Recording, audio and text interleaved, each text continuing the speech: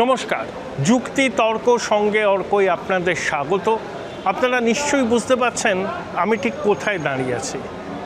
পশ্চিমবঙ্গের বিধানসভা নবম মুখ্যমন্ত্রী হিসাবে শুভেন্দুবাবু তো আগেই শপথ নিয়েছেন, বিধায়ক হিসাবে শপথ নিলেন।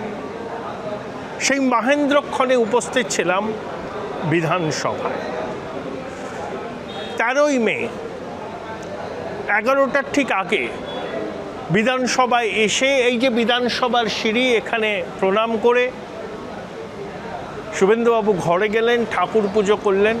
ঠিক 11টা 2 মিনিটে শপথ নিলেন প্রোটেম স্পিকার হিসাবে তাপস রায়। এবং যেভাবে ভাগ করা হয়েছে, উত্তরবঙ্গ মধ্যবঙ্গের বিধায়করা দফায় দফায় শপথ নিয়েছেন এবং বিধানসভার ছবিটাই কার্যত বদলে গেছে। শুভেন্দুবাবুর ঘরের চতুর্দিকে গাঁদা ফুল দিয়ে সাজানো হয়েছে, গেরুয়া উত্তরীয় পরে এসছেন বিজেপির বিধায়করা, সমর্থকরা। নিরাপত্তা ব্যবস্থা আছে, কিন্তু নিরাপত্তার কড়াকড়ি নেই। একটা অন্য রকম যে অ্যাটমসফিয়ার, সেই অ্যাটমসফিয়ারের সাক্ষী থাকলাম আমরা, বলতে কোনো দ্বিধা নেই। শুভেন্দুবাবু প্রথম দিন থেকেই যেটা করছেন সেটা হচ্ছেন যে আকাশচুম্বী যে প্রত্যাশা মানুষের, সেই প্রত্যাশা পূরণে তিনি যে দায়বদ্ধ সেটা বারবার এনশিওর করার চেষ্টা করছেন। অবসরপ্রাপ্ত 248 জন গ্রেড এ অফিসার সরকারের, তারা বহাল তবিয়তে ছিলেন। অবসরের পরে মোটা টাকা বেতন নিচ্ছিলেন, এক কলমের খোঁচায় তাদের চাকরি বাতিল হয়েছে। আয়ুষ্মান ভারত চালু হচ্ছে, মেয়েরা সরকারি বাসে ফ্রি রাইড পাবেন। 45 দিনের মধ্যে বিএসএফের কাছে বা স্বরাষ্ট্র মন্ত্রকের কাছে জমি হস্তান্তর করা হবে। সপ্তম বেতন কমিশন, শূন্য পদে নিয়োগ। পরবর্তী যে ক্যাবিনেট বৈঠক 18ই মে, সেখানে এই বিষয়ে সিদ্ধান্ত নেওয়া হবে। একটা জিনিস স্পষ্ট, বিধানসভায় শুভেন্দু অধিকারীর, আমি তো বিধানসভার অধিবেশন কক্ষে শপথ দেখছিলাম, বিধায়করা যেভাবে শুভেন্দু অধিকারীকে কনগ্র্যাচুলেট করছিলেন, খুবই তাৎপর্যপূর্ণ। তৃণমূলের 2-3 জন বিধায়ক, নিয়ামত শেখ, আকরুজ্জামান, তারা শুভেন্দুবাবুর সঙ্গে দেখা করেছেন, অভিনন্দন জানিয়েছেন। এবং সিপিএমের নেতা তন্ময় ভট্টাচার্যকে দেখলাম শুভেন্দুবাবুকে কনগ্র্যাচুলেট করতে। তন্ময়বাবুর আগেই বিজেপিতে যোগদান করার কথা ছিল, কিন্তু শেষ পর্যন্ত সেটা হয়নি। আমার ধারণা যে তন্ময় ভট্টাচার্য 2-1 দিনের মধ্যেই আনুষ্ঠানিকভাবে বিজেপিতে যোগদান করবেন। তিনি বললেন শুভেন্দু অধিকারীর সঙ্গে তার 15 বছরের সম্পর্ক, যোগাযোগ নিয়মিত আছে, সেই জন্যই তিনি এসেছিলেন। তাহলে বিধানসভায় আজকে সাজো সাজো রব। আমি বহুদিন বাদে বিধানসভায় এলাম, আগে নিয়মিত আসতাম, 15 বছর বাদে বিধানসভায় এলাম। ছবিটা সম্পূর্ণ বদলে গেছে। অনেক দিন বাদে এসেছি তো, তাই একটা উত্তেজনাও হচ্ছে। আমার সহকর্মী যারা, তারা আমার থেকে অনেকটা জুনিয়র, তাদের সঙ্গে মৌখিক পরিচয় আছে, আস্তে আস্তে ঘনিষ্ঠতা হয়ে যাবে। এবং শুভেন্দু অধিকারীকে ঘিরে সংবাদ মাধ্যমের যে উন্মাদনা দেখলাম, সেটাও কিন্তু এক কথায় নজিরবিহীন। তবে একটা জিনিস বলতে পারি, শুভেন্দু আগেও যা ছিল এখনও তাই আছে। শুভেন্দুর কিন্তু কোনো বদল হয়নি। সাধারণ বিধায়ক, রাজ্যের মন্ত্রী, লোকসভার সাংসদ, বিরোধী দলনেতা, মুখ্যমন্ত্রী, 35-36 বছরের এই যাত্রাপথ মসৃণ তো ছিল না, এবড়ো খেবড়ো ছিল। উদয়শঙ্কর স্মরণে দিয়ে শুভেন্দুকে বারবার যাতায়াত করতে হয়েছে। কিন্তু তা সত্ত্বেও শুভেন্দু আগে যা ছিল এখনও তাই আছে, ভবিষ্যতেও তাই থাকবে। আমার দৃঢ় বিশ্বাস, শান্তিকুঞ্জের মেজ ছেলে শুভেন্দু অধিকারী ওরফে বুবাইয়ের কোনো পরিবর্তন হবে না। কথা বলেছিলাম রথীন্দ্র বসুর সঙ্গে, কুচবিহার দক্ষিণ থেকে বিজেপির টিকিটে জিতেছেন, প্রথমবারের বিধায়ক, পেশায় চার্টার অ্যাকাউন্টেন্ট। ভালো লাগলো কথা বলে। উত্তরবঙ্গ বিজেপিকে এবার দুহাত উপর করে দিয়েছে। সেই কুচবিহার থেকে জিতে এসছেন। প্রত্যাশা কি নতুন সরকারের কাছে, শুভেন্দু অধিকারীর কাছে? অকপটে জানালেন আমাকে। আজকে আমার সঙ্গে বিধানসভা চত্বর থেকে আছেন কুচবিহার দক্ষিণ থেকে বিজেপির টিকিটে জিতেছেন পেশায় চার্টার্ড অ্যাকাউন্টেন্ট রথীন্দ্রনাথ বোস। রথীন্দ্রবাবু আপনাকে স্বাগত। রথীন্দ্র বোস, সরি দুঃখিত, নামটা ঠিক করে বলা উচিত। প্রথমবারের বিধায়ক, হ্যাঁ, অনুভূতি? ভালো, খুবই ভালো। মানুষের জন্য কাজ করার একটা মনের আকুতি দেখতে পাচ্ছি এবং সেটা করার চেষ্টা করব। এই যে ম্যান্ডেট আপনাদের আরও বেশি করে মানুষের সঙ্গে যুক্ত হওয়ার এবং মানুষের স্বপ্ন পূরণের ম্যান্ডেট, কতটা চাপ বাড়লো আর কতটা দায়বদ্ধতা হলো? দেখুন, এটা ভারতীয় জনতা পার্টির প্রত্যেকটা ক্ষেত্রেই সৈনিকরা একদম মাঠে নেমে কাজ করে। আমরা ভারতীয় জনতা পার্টির সৈনিক।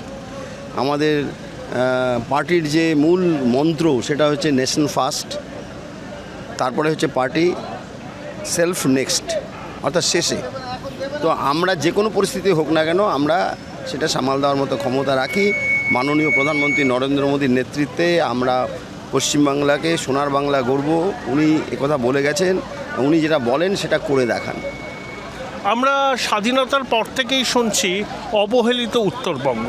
এবার উত্তরবঙ্গর মানুষ দুহাত উজাড় করে ভারতীয় জনতা পার্টিকে আশীর্বাদ করেছে এবং আপনাদের সংকল্পপত্রে উত্তরবঙ্গের জন্য একগুচ্ছ প্রতিশ্রুতি আছে। সেটা এইমস বলুন, ফ্যাশন ডিজাইনিং কলেজ বলুন, অত্যাধুনিক ক্যান্সার হসপিটাল বলুন, সবই আছে। তো সেই প্রত্যাশা পূরণ করার জন্য আপনারা নতুন মন্ত্রিসভার সঙ্গে কবে থেকে সদর্থক আলোচনা শুরু করবেন? উত্তরবঙ্গের উন্নয়ন মন্ত্রী একজন হয়েছেন, আরও হয়তো মন্ত্রী হবেন, কিন্তু মন্ত্রী হওয়া আর দাবি দেওয়া পূরণ করার মধ্যে অনেক রকম ফারাক থাকে। নতুন মুখ্যমন্ত্রীর কাছে উত্তরবঙ্গের একজন মানুষ হিসাবে, বিধায়ক হিসাবে, একজন পেশাজীবী হিসাবে আপনার কি দায়িত্ব? দেখুন, আমি উত্তরবঙ্গের মানুষ, কিন্তু আমার পড়াশোনা কলকাতায় হয়েছে। আমি উত্তরবঙ্গের থেকে কলেজ পর্যন্ত পড়েছি কুচবিহার থেকে। তো দুটোই আমি জানি। আজকে যে অবস্থা পশ্চিমবঙ্গের, সেটা খুবই ভয়াবহ পরিস্থিতি। আজকে এতগুলো আমরা বলেছি যে করব, নিশ্চয়ই আমরা সেগুলো করব। তার জন্য একটু সময় দরকার আছে এবং আমাদের যে থিঙ্কিং সেটা হচ্ছে পার্টিকুলারলি কোনো একটা জায়গার ডেভেলপমেন্ট না, আমরা সমগ্র জায়গার ডেভেলপমেন্ট নিয়ে চিন্তা করি। আগের ক্ষেত্রে যে সরকারগুলো ছিল তাদের যে থিঙ্কিং ছিল, তাদের যে প্রেফারেন্স ছিল, সেই প্রেফারেন্সটা বেশিরভাগই দক্ষিণবঙ্গের কলকাতা কেন্দ্রিক ছিল, বিশেষ করে দক্ষিণ কলকাতা। উত্তর কলকাতা, দক্ষিণ কলকাতা সেটা আমি বলছি না, দক্ষিণ কলকাতা বেশি। যাই হোক, আপনি দেখুন মহারাষ্ট্র আর পশ্চিমবঙ্গের মধ্যে বেসিক পার্থক্য হচ্ছে মহারাষ্ট্রে আমি 6খানা শহর বলতে পারি, যেটা স্বয়ংসম্পূর্ণ শহর, কিন্তু পশ্চিমবঙ্গে একটাও নেই। দুর্গাপুর টিম করে জ্বলছে। তো এটা আমাদের ব্যর্থতা, আমাদের রাজনীতি ব্যর্থতা। আর যারা রাজনীতি করেছে এতদিন স্বাধীনতার পরে, অর্থাৎ কংগ্রেস তবু ডক্টর বিধান রায় একটু চেষ্টা করেছিল, তারপরে বামপন্থীরাও কিচ্ছু করেনি, এরপরে তৃণমূল তো আরও কিছু করেনি, তারপরে এখন আমাদের সেই জন্য মানুষ আমাদেরকে নিয়ে এসছে।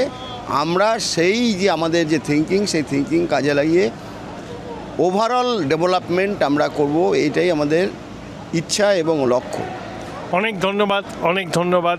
আর শেষ প্রশ্ন একটা করি, সেটা হচ্ছে আমার যতটুকু দেখে শুনে মনে হচ্ছে নতুন মুখ্যমন্ত্রী কিন্তু একটা সার্বিক বিকাশের রূপরেখা মানুষের সামনে ইতিমধ্যেই পেশ করেছেন এবং যত দিন যাবে সেটা আরও স্পষ্ট হবে এবং সমস্ত রাজ্যকে একটা সুষম উন্নয়নের মানচিত্রে আনাই বোধহয় তার লক্ষ্য। আপনাদের আর কোনো স্পেশাল দাবি আছে নতুন মুখ্যমন্ত্রীর কাছে উত্তরবঙ্গের মানুষের? মুখ্যমন্ত্রী সম্বন্ধে Join Runux Institute of Hotel Management, New Town, offering guaranteed global placement in hotel, hospitality, aviation, hospital and culinary management. বলার অপেক্ষা রাখে না, কারণ উনি দুদিনে যেটা করে দেখালেন সারা ভারতবর্ষের মানুষ তাকিয়ে দেখছে যে দুদিনে এসেই এই কাজগুলো করছেন। এবং আমি দৃঢ় বিশ্বাসী যে আমাদের মুখ্যমন্ত্রী একটা এমন কিছু করবেন যাতে কিনা জ্বলন্ত দৃষ্টান্ত হিসাবে থেকে যাবে। আমরা উত্তরবঙ্গে যারা থাকি, উত্তরবঙ্গের মানুষ, আমরা চাই যে সমস্ত ভারতের ডেভেলপমেন্ট তথা উত্তরবঙ্গের ডেভেলপমেন্ট তথা পশ্চিমবঙ্গের ডেভেলপমেন্ট, কারণ পশ্চিমবঙ্গ বাদ দিয়ে উত্তরবঙ্গ তো হয় না, উত্তরবঙ্গ ওটা পশ্চিমবঙ্গের মধ্যেই আছে।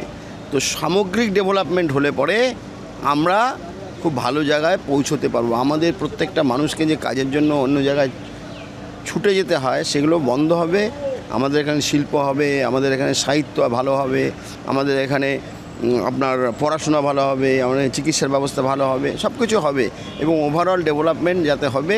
মাননীয় প্রধানমন্ত্রী নরেন্দ্র মোদী, আমাদের HM অমিত শাহজি, এরা এই পশ্চিমবঙ্গ নিয়ে ভীষণভাবে স্টাডি করে আজকে এই জায়গাটায় এসে পৌঁছেছেন এবং তারা যেটা বলেছেন সেটা খুব গুরুত্বপূর্ণ, যে পশ্চিমবঙ্গের মানুষের প্রতি এত সম্মান খুব কম পার্টি দেখিয়েছে।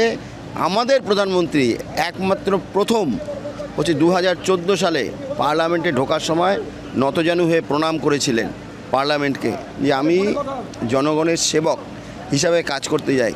তারপরে উনি ব্রিগেড প্যারেড গ্রাউন্ডে ঠিক নতজানু হিসেবে প্রণাম করে দেখালেন যে আমি বাংলার মানুষকে আমি আলাদা চোখে দেখি, আলাদাভাবে দেখাতে চাই। Thank you very much. আপনাদের স্বনির্বন্ধ অনুরোধ, চ্যানেল সাবস্ক্রাইব করবেন, থ্যাঙ্কস বাটনে ক্লিক করতে ভুলবেন।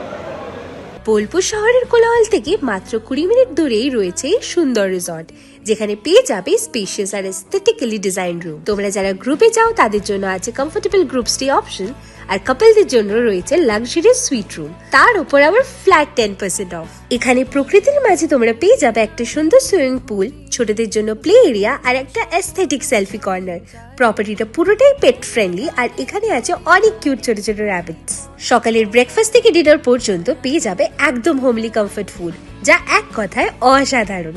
বেঙ্গলি কুইজাইনের সাথে সাথে পেয়ে যাবে চাইনিজ আর নর্থ ইন্ডিয়ান অপশনও। বিকেলে বনফায়ারের আলো, বন্ধুদের সাথে আড্ডা আর খোলা আকাশের নিচে গ্রাম বাংলার হাওয়া, পুরোটাই এক অপরূপ অনুভব। তাহলে বলো তোমরা কবে প্ল্যান করছো এই পিসফুল এসকেপটা? And don't forget to follow Miss Cupcake for more such travel updates.